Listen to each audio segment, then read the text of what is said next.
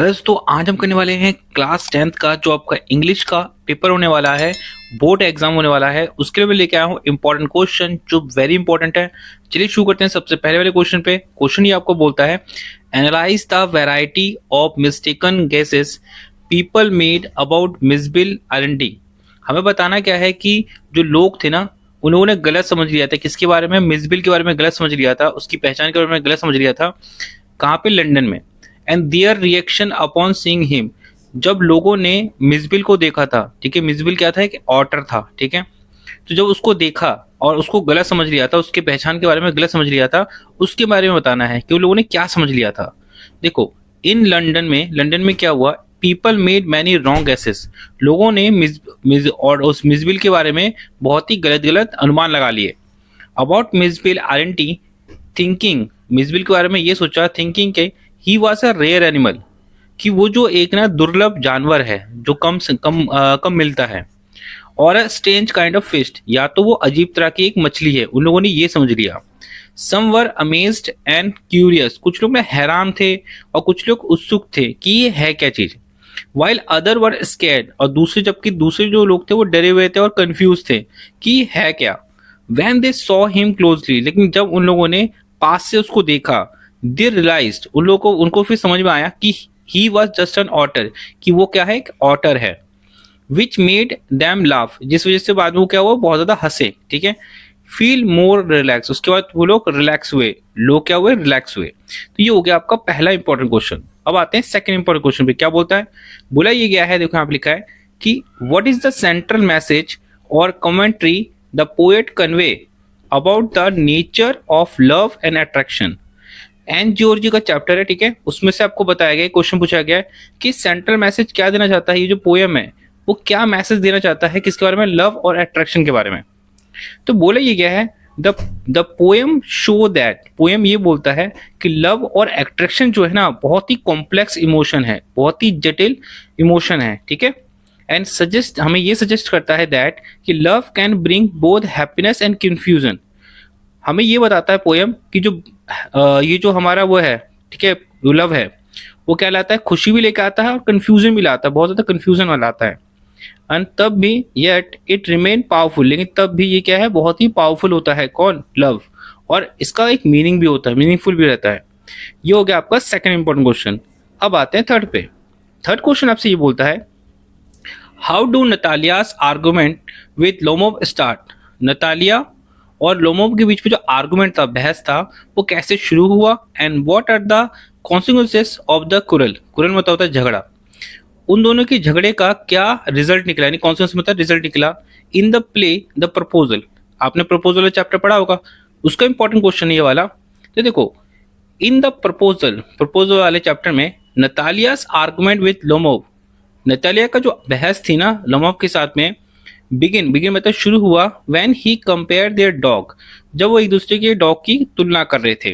Leading to the heated quarrel, जिससे क्या हुआ? स्टार्ट हुआ, एक झगड़ा स्टार्ट हो गया, बहस स्टार्ट हो गई उनके बीच में।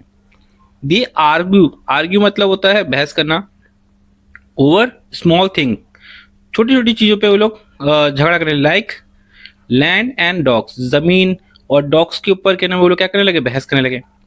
The consequence result is that their engagement is delay, जिस वजह से उनकी जो एंगेजमेंट थी वो डिले हो गई, वो लेट हुआ। And showing there impulsive nature, और ये जो घटना थी वो ये दिखाती कि उनका जो नेचर था, व्यवहार था, एक तरह से कह सकते हैं, वो इम्पल्सिव था, दोनों में धैर्य बिल्कुल भी नहीं था। एंड लैक ऑफ कम्युनिकेशन, और उनको कम्युनिकेशन जो होता है ना, बातचीत करने का तरीका, वो भी ढंग से नहीं आता था। अब आते हैं नेक्स्ट इंपॉर्टेंट क्वेश्चन पे। क्वेश्चन ये बोलता है, देखो ध्यान समझिएगा, क्वेश्चन ये है हमारा कि देखो, इज द पोएट, हमारा क्या है हमारा? Is the poet portraying nature as the predominantly bright and cheerful in the dust of snow. आपने डस्ट ऑफ स्नो का पोएम पढ़ा होगा।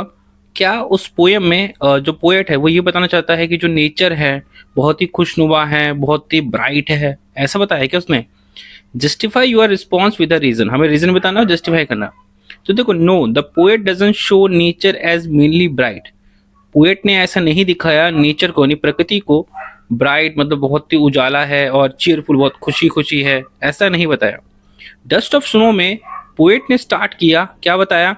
कि हर तरफ क्या है, कोल्ड है, ठंडा है, डार्क है, डार्क सीन है। तो ठंडी में विंटर के समय में कितना हर तरफ एक हल्का हल्का अंधेरा अंधेरा टाइप का होता है।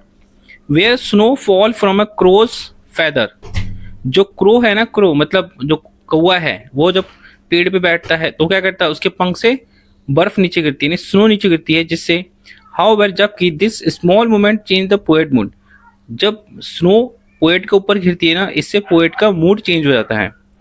Showing that the nature can bring happiness even a quite times, ये दिखाता है, पोएट ये कहता है कि जो नेचर है ना, वो खुशी ला सकता है एक क्वाइट टाइम में भी। क्वाइट टाइम मतलब जब हर तरफ सैडनेस हो, थोड़ा शांति शांति सा हो, तब भी वो तुम्हारा मूड चेंज कर सकता है।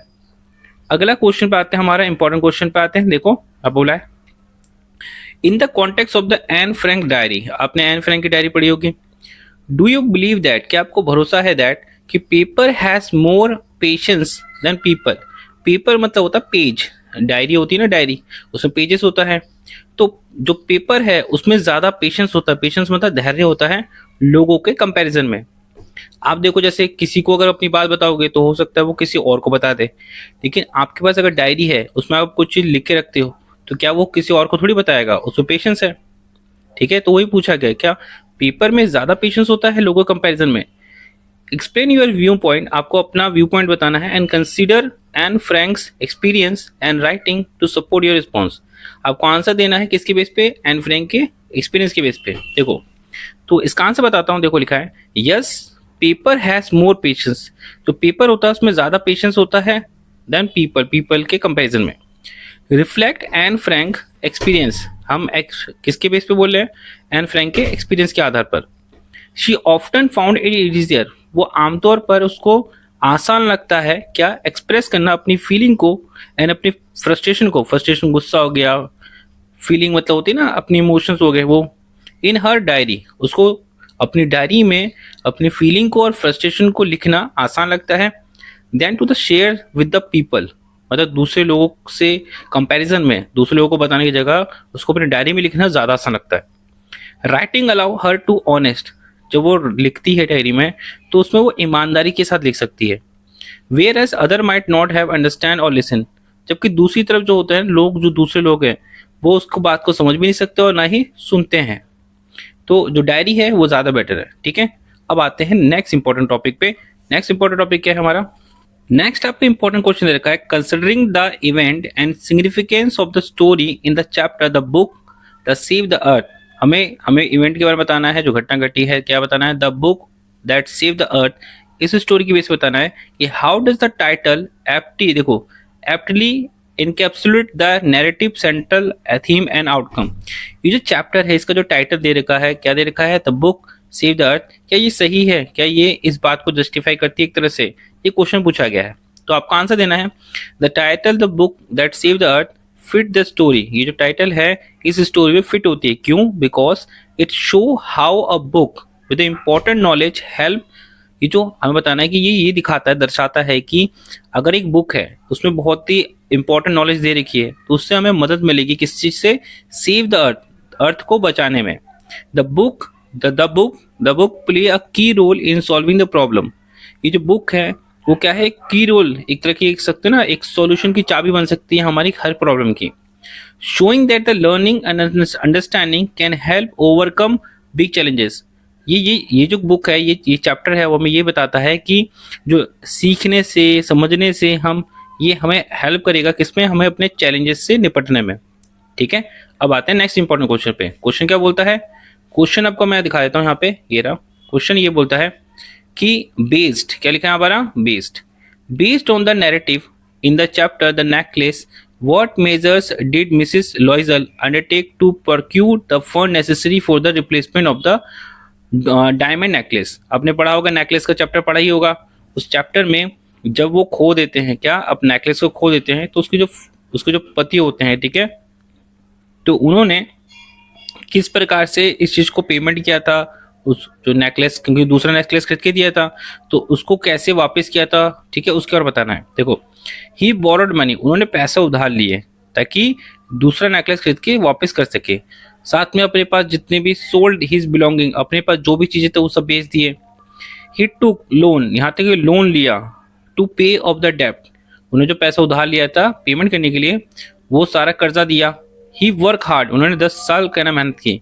लिविंग इन पॉवर्टी, यहाँ तक गरीबी में रहे। और मेकिंग मैनी सेक्रीफाइसेस, और बहुत सारे सेक्रीफाइस किए ताकि नेकलेस को रिप्लेस कर सके। रिप्लेस का मतलब जो उन्होंने खो दिया था उसके बदले कोई दूसरा दे सके, समझे। अब आते हैं अगले इंपॉर्टेंट क्वेश्चन में। अगला इंपॉर्टेंट क्वेश्चन क्या बोलता है, ध्यान से सुनिएगा। क्वेश्चन ये बोलता है for what purpose did Horace Danby, हमें बताना है for what purpose Horace Danby take off his gloves in the chapter a question of trust and what consequences outcome did he this action. देखो, जो horse डैनबी था उसने अपने जो gloves थे वो क्यों उतार दिए थे इस चैप्टर में। चैप्टर का नाम क्या है, अ क्वेश्चन ऑफ ट्रस्ट। इसमें क्यों उतार दिए और इसका क्या आउटकम निकला, क्या रिजल्ट निकला। देखो, इस चैप्टर में क्या हुआ था, इन क्वेश्चन ऑफ द ट्रस्ट में क्या हुआ, हॉर्स डैनबी ने अपने ग्लव्स उतार दिए थे ताकि वो ओपन कर सके क्या, सेफ को ओपन कर सके। इससे क्या हुआ, this action lead to a crucial mistake. और ये जो एक्शन, ये जो काम किया ना उसने, ग्लव्स उतार ली, ये बहुत ही बड़ी उसकी क्या थी, मिस्टेक्स थी। As is fingerprint were left on the safe, उसका जो फिंगरप्रिंट से ना वो उस सेफ पे लग गए, जिससे क्या हुआ, विच लेटर हेल्प द पुलिस, बाद में पुलिस को उसको पहचानने में आसानी हो गई और उसको क्या कर लिया गया, गिरफ्तार कर लिया। His gloves had hidden his identity, उसके जो ग्लव्स थे ना उसकी वो पहचान को छुपा के रखते थे, लेकिन उस बुद्धू ने क्या किया, अपने ग्लव्स उतार के तब जाके सेफ को खोला। But without time he was cot, और जब उसने बिना ग्लव्स के उसने सेफ को खोला, इससे उसको क्या हुआ, वो पकड़ा गया क्योंकि उसके फिंगरप्रिंट उस पर आ गए थे। ठीक, अब आते हैं नेक्स्ट इंपॉर्टेंट क्वेश्चन पे। नेक्स्ट इंपॉर्टेंट क्वेश्चन क्या बोलता है, you have been asked to prepare a speech on the topic, आपको कहना बोला गया है कि आपको एक स्पीच लिखना है, the portrayal of the traditional bakers in Goa. Goa में जो बेकर्स है ना उनकी लाइफ के ऊपर लिखना है। Capture the essence of change and continuity in India society norms and lifestyle, उनकी लाइफस्टाइल के बारे में लिखना है, क्या क्या बदलाव आया है उसके बारे में लिखना है, क्या अभी भी चल रहा है उसके बारे में लिखना है। Prepare a draft for a speech that is not more than 120 words, हमें 120 वर्ड में लिखना है। ठीक है, इस चैप्टर का नाम किसके बेस पे लिखना है, ग्लिम्पसेस ऑफ इंडिया के ऊपर लिखना है। ठीक है, यहाँ पे अब देखो इसके ऊपर स्पीच कैसे लिखते हैं, देखो ध्यान दो, यहाँ पे लिखा गया है, पहले लिखोगे गुड मॉर्निंग, आफ्टरनून, या गुड मॉर्निंग डालो या आफ्टरनून डालोगे। Everyone, today I will talk about traditional bakeries. हम आज बात करने वाले हैं किसके बारे में, ट्रेडिशनल बेकरीज के बारे में जो गोवा में है। How this show both changes, किस प्रकार की जो ये बेकरीज है वो दिखाते हैं क्या, बदलाव, और कंटिन्यूटी इन इंडिया, कंटिन्यूटी मतलब आज भी वो चल रहे हैं। In Goa bakeries have been around for many year, जो गोवा में जो बेकरीज है वो कई सालों से है। And they still make fresh bread, आज भी वो ताजे ब्रेड बना रहे हैं, केक्स बना रहे हैं, बिस्किट्स बना रहे हैं, यूजिंग ओल्ड रेसिपी, पुरानी रेसिपी से।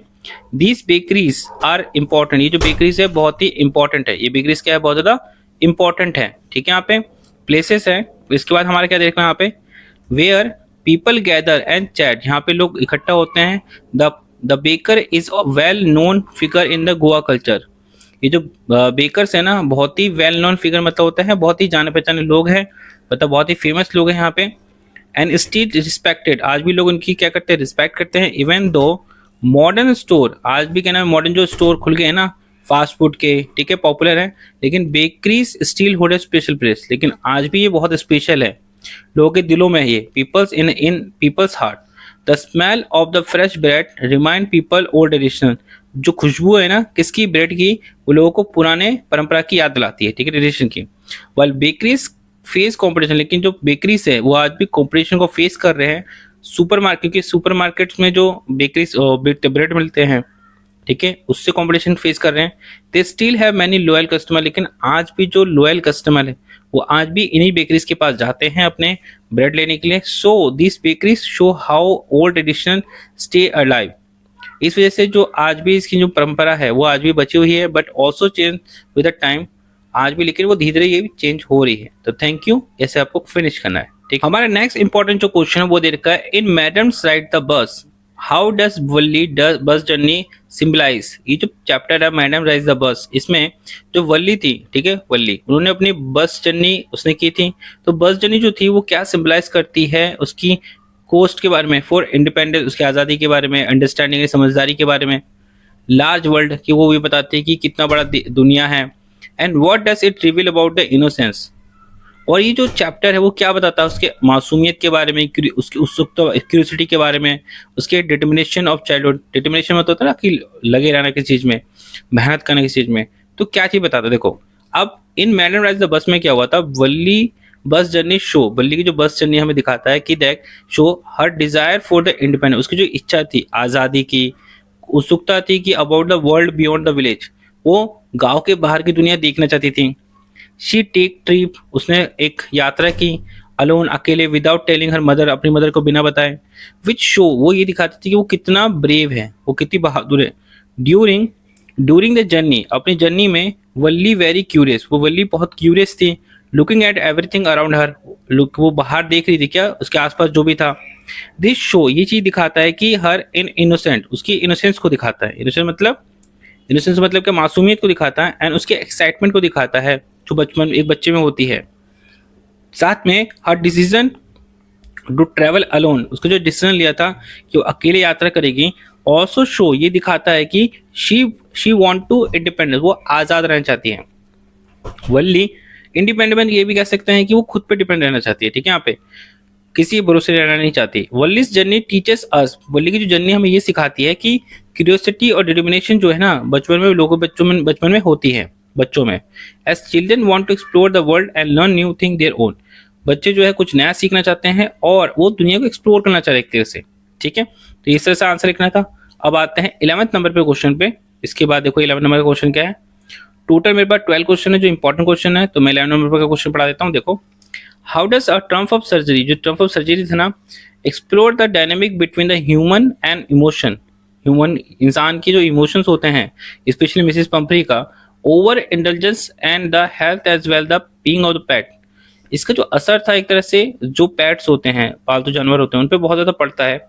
ज्यादा जो अगर प्यार कर देते हो तो इसका भी क्या है, गलत असर पड़ता है। जैसे इसका आंसर देखो यहाँ पे लिखा है, इन अ ट्रम्प ऑफ सर्जरी में क्या हुआ था, द स्टोरी, ये जो शो है हमें क्या दिखाती है, ये दिखाती है कि जो मिसेस पंपरी थी उनका जो लव था फॉर डॉग के लिए, जिसका नाम था ट्रिकी, मेक हर ओवरफिट, उसको क्या बना दिया, बहुत ज्यादा उसको ओवरफिट करा दिया, जिससे him gave him too much attention, और उस पर बहुत ज्यादा ध्यान देती थी, जिससे she treat him too much like a baby, उसको बहुत ज्यादा ट्रीट करती थी मतलब बच्चे की तरह, जिससे वो अनहेल्थी हो गया, which make him unhealthy.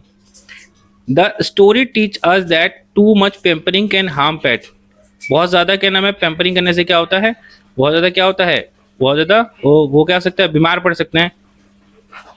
It important to take care of them to right way for their health and happiness, ये जरूरी है कि उसको ध्यान अच्छी तरह से दिया जाए, ठीक। अब आते हैं नेक्स्ट इंपॉर्टेंट क्वेश्चन में। क्वेश्चन ये बोलता है कि how does the story the midnight visitor show the unexpected side of the spice life, ठीक है। हमें बताना है कि जो मिडनाइट विजिटर थे, ठीक है, जो स्टोरी है, ठीक है, उसमें हमें क्या पता चलता है, एक स्पाई जासूस की लाइफ के बारे में पता चलता है जो बहुत ही अनएक्सपेक्टेड होता है, मतलब कुछ भी हो सकता है उसकी लाइफ में। हमें डायरी एंट्री करनी है ऑसबॉल की तरफ से। देखो, तो ऑसवेल अगर डायरी एंट्री करेगा तो कैसे लिखेगा, देखो पहले लिखेगा वो डायरी एंट्री, डायरी एंट्री आपको ये जो लिखा है ना वो यहाँ पे बीच में लिखना है डायरी एंट्री। उसके बाद आपको डेट लिखनी होती है, फिर डे लिखना पड़ता है, फिर स्टार्ट आपको स्टार्ट करना है। क्या लिख सकते हो आप, अपनी मर्जी से आप कुछ भी स्टार्ट कर सकते हो, ठीक है, अपनी मर्जी से आपको लिखना जरूरी नहीं कि सेम इसी तरह से लिखना पड़ेगा।